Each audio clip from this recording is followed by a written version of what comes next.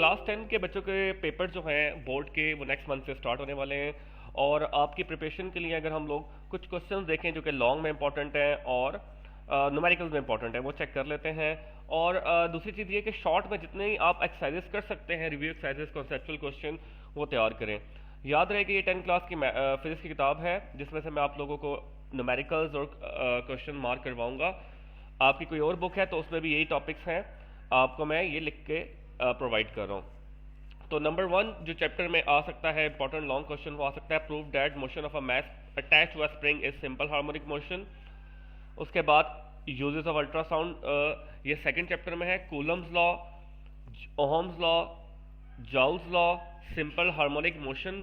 और simple harmonic motion के साथ आप ब्रैकेट में लिख लें सिंपल पेंडुलम। ठीक हो गया, सिंपल पेंडुलम लिख लें। और उसके बाद आ जाएगा आपके पास construction and working of a transformer. Then secondly आपके पास आ जाएगा वर्किंग ऑफ डीसी मोटर। और एक चीज जो कि इधर हमने लिखनी है वो है सिंपल पेंडुलम, राइट। ये बाकी अब ओके है ये।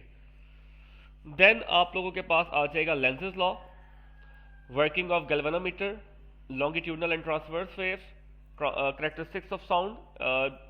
सेकेंड चैप्टर में compound microscope, image formation through a convex lens, refractive index and measurement of this index of rectangular glass slab, parallel and series combination of capacitors, factor affecting the resistance, mutual induction, NAND and NOR logic gates with their truth tables, the fiber optics cable, its working and use, third chapter में भी है, write a note on primary and secondary memory, explain half life with an example।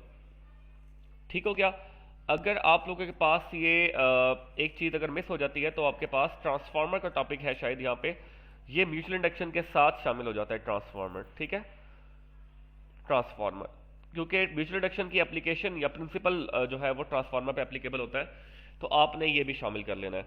तो ये आप लोगों के पास कुछ long question हैं जो कि या इंपॉर्टेंट टॉपिक्स है जो आपने बिल्कुल भी नहीं छोड़ने। ठीक है, मुख्तलिफ चैप्टर्स में। और सीरीज पैरेलल कैपेसिटर्स भी है और सीरीज पैरेलल रेजिस्टर्स भी है। रेजिस्टर आप लोगों का ओहम लॉ वाले चैप्टर में मिल जाएगा, तो यहाँ पे जैसे कैपेसिटर लिखा हुआ है तो आप यहाँ पे रेजिस्टर भी लिख सकते हैं, दोनों इंपॉर्टेंट हैं। अब चलते हैं आप लोग ओके न्यूमेरिकल्स पे आते हैं। न्यूमेरिकल्स आपके पास 10.1, 10.2, 10.4, 5, 9 एंड 10 और एग्जाम्पल 1, 2, ये पेज जो चैप्टर नंबर 1 है simple pendulum and harmonic motion वाला, इसमें आपने यूज करना है simple harmonic motion and waves में।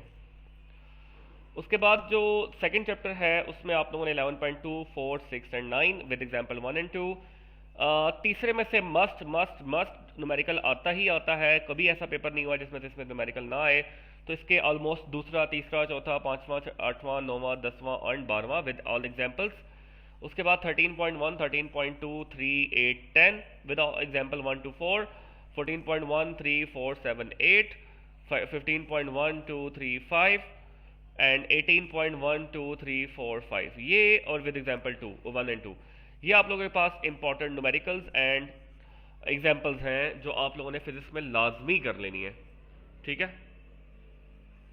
तो ये आप लोगों के पास इंपॉर्टेंट न्यूमेरिकल्स नीचे आ गए। यहाँ पे एक ही आप इस पिक्चर का स्क्रीनशॉट लेंगे तो आपका काम सीन हो जाएगा।